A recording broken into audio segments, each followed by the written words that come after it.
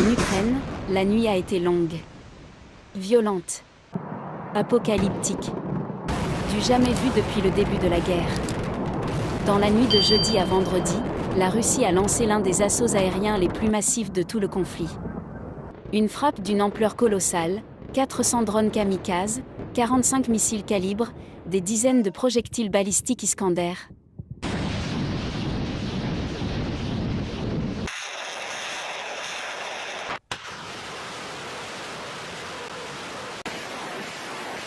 Un déluge de feu sur Kiev, Lviv, Khmelnytsky, Ivano-Frankivsk et d'autres régions de l'ouest ukrainien. L'attaque de grande ampleur a touché 9 régions ukrainiennes, notamment celles de Lviv et de Loutsk, dans l'extrême ouest du pays, de Poltava dans le centre, ou encore de Tchernihiv, au nord de Kiev. Ici, un drone Shahed de fabrication iranienne a explosé.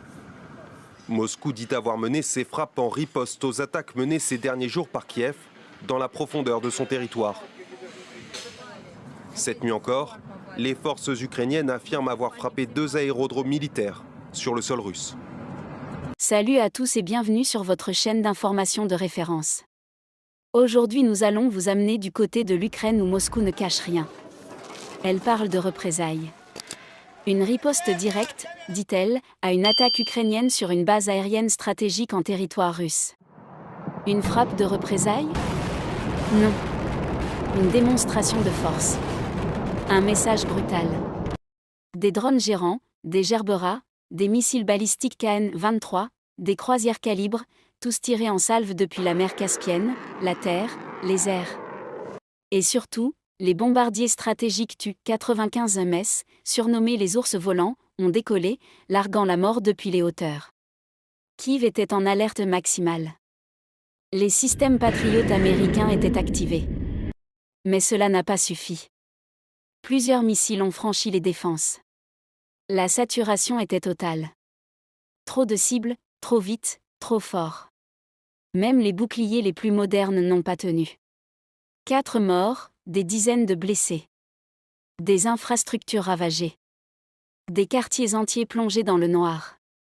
Les images sont terrifiantes, le ciel en feu, les sirènes qui hurlent, les explosions en chaîne. Les Ukrainiens se sont réveillés sous les décombres. Encore une fois. Mais au-delà de cette frappe, une vérité dérangeante s'impose. La Russie peut frapper, quand elle veut, où elle veut. Elle dispose toujours d'un arsenal intact, d'une chaîne de commandement efficace, et d'une capacité de nuisance redoutable. Ce que le monde vient de voir cette nuit, c'est la nouvelle phase du conflit. Plus technique. Plus massive. Plus impitoyable. Et surtout, plus imprévisible. Kiev réclame d'urgence plus de munitions, plus de systèmes de défense, plus de soutien occidental. Mais face à un ennemi qui frappe par vagues, sans relâche, avec une puissance industrielle derrière lui, la question devient existentielle. Chers abonnés, jusqu'où ce conflit va-t-il aller ? Et qui pourra encore l'arrêter ? Nous vous invitons à partager vos opinions dans les commentaires. Si vous avez apprécié, n'hésitez pas à le liker et à le transmettre à vos proches. Pensez également à vous abonner et activer la cloche de notification pour ne rien manquer de nos prochaines vidéos. Votre soutien est essentiel et nous vous en sommes très reconnaissants.